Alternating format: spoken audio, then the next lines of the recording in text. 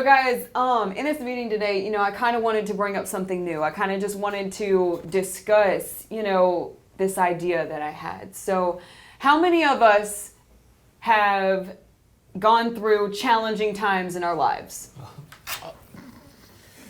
Right, okay. Point made. Okay. How many of us in this room have lived experience? A little bit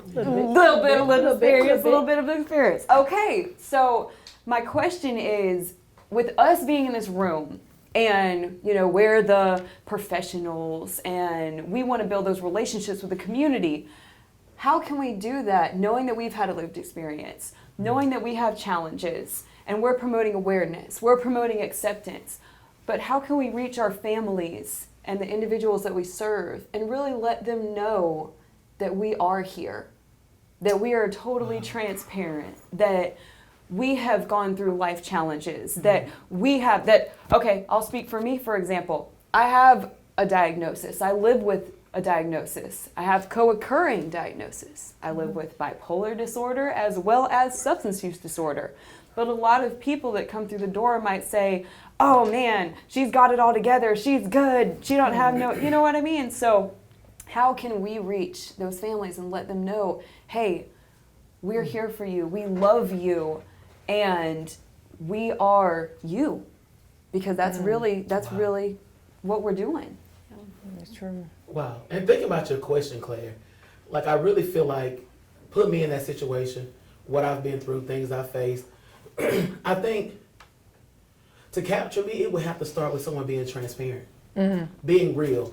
And let's just be honest. No one wants somebody fake. Being like, oh, I understand, and with this certain verbiage and dressed all up. No, be real. Be transparent.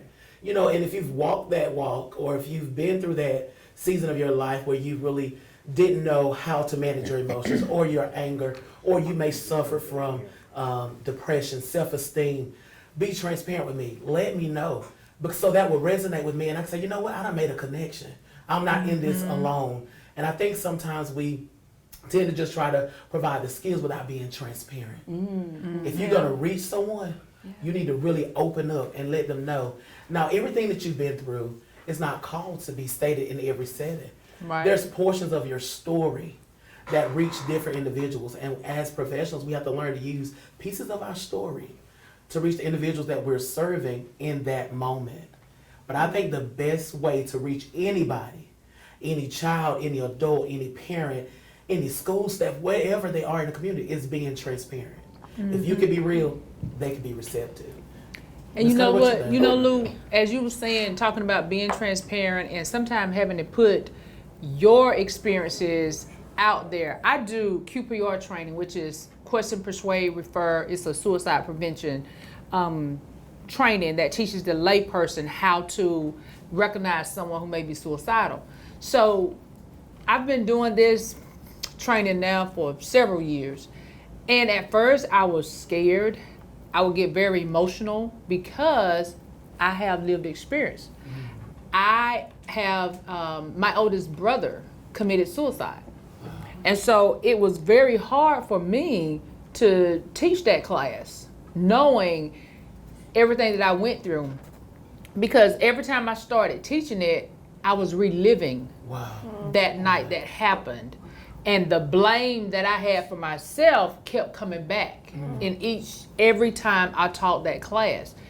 Having the support of my CSB family, who knew some of the, what I was going through, actually helped me through it.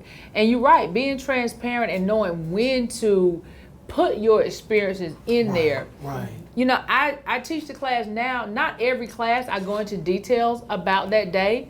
Some classes I feel like I need to, just to make sure that they understand, hey, I know how it feels. I've been here. But it's very important that we show people that we care. That's true. My feelings may not be like your feelings, but we've gone through something similar, and we can relate to each other. Yes. And I also think it's important too to work on breaking the stigma, Yeah. and leading over to acceptance, Right. Everybody has challenges. We all have challenges. And, those who may not have had challenges in their lives yet, hold on, it's coming as time progresses, So I think it's important, too, to just work on that and just let people know, that we're accepting and that we love and that we have a desire to give back, Right. and that they're welcome, Yes. There's no judgment, there's no stigma, you're welcome. Right. That's true. And that's good. And we tell them that they're welcome. But it's so amazing when our actions can line up with the Right. words we say. Because as children, even being a child once and dealing with things, my personal, within myself, I can hear people verbalizing to me, oh, it's going to be okay, or I love you. But if their actions never matched up to their words, it was just a bunch of tinkling. I'm not exactly, but that's what it was. Exactly. It was just a bunch of noise. Yeah. But there was no action behind it. And I do feel like if we're going to reach them, our words, our passion, they need to see it, they need to hear it, and they most certainly need to feel it. Right. Right. That's what's going to make the impact.